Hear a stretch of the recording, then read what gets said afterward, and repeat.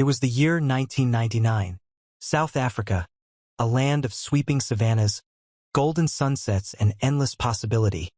The wind carries whispers of history. In your hand lies a small coin, a 1 rand piece, minted that year. On one side, the proud bundled coat of arms, symbols of ancient provinces. The ox wagon, the orange tree, the woman with anchor, the 2 wildebeests. Together they speak of struggle, union, identity. Around this central badge, the phrase "Suid Afrika 1999 is engraved, Afrikaans, the language of many, yet only part of the whole. The initials ALS mark the hand of Arthur Sutherland, the engraver, whose craftsmanship lent both strength and delicacy to metal. Flip it.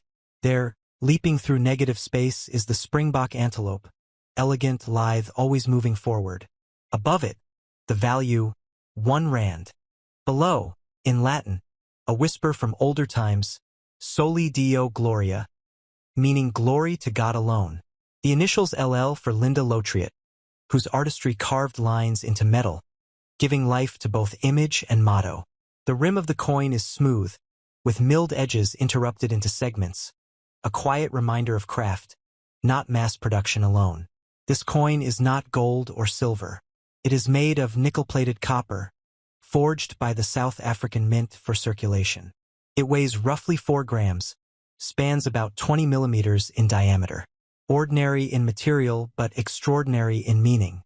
12 million or so of them were made. Enough that many would carry one and move on, hardly noticing the leap of springbok or the meaning of the Latin motto. But consider this: the stories this piece holds are not measured purely in weight or number. It witnessed the turn of a millennium, the hopes after apartheid, the shifting identities, people speaking in Afrikaans, in English, in Zulu, in Xhosa, all seeing that same design pass through hands. It is small, but it carries in its steel heart the echoes of unity, of challenge, of change. Collectors glance at its condition. Is the surface bright or dulled by time? Are the edges crisp or worn smooth? Is the springbok still clear, the lettering sharp, the date still obvious? Grades matter. Very good, fine, very fine, extremely fine, uncirculated. Each step up the ladder brings not just monetary value but aesthetic respect. Most ordinary specimens are worth very little above face value, maybe $1 or $2 depending on where. Yet rarity, condition, provenance, those can lift value higher. Then there are the variants, the proof issues, those struck with special care, polished dies, clean strikes. Coins minted not for pocket use but for display for collectors. These bring a different aura altogether, a glint of reverence. But the regular coin, the one brushed by daily life, is no less poetic. Its scratches are its biography, its patina, its proof of passage through time. Think of someone in 1999 dropping this coin on a shop counter in Johannesburg, or handing change in Cape Town, or tipping a waiter in Durban.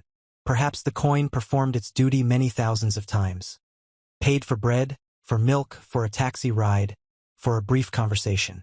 Then tucked into a drawer, forgotten during a move, rediscovered decades later in the bottom of a dresser, glinting quietly in lamplight. Economists might shrug. A rand is small. Yet each rand is part of the system of wages and prices and hopes. The springbok, after all, has long been a symbol in South Africa of speed, resilience, the wilderness. The motto Soli Deo Gloria, Latin, ancient, somewhat removed, reminds us of spiritual heritage.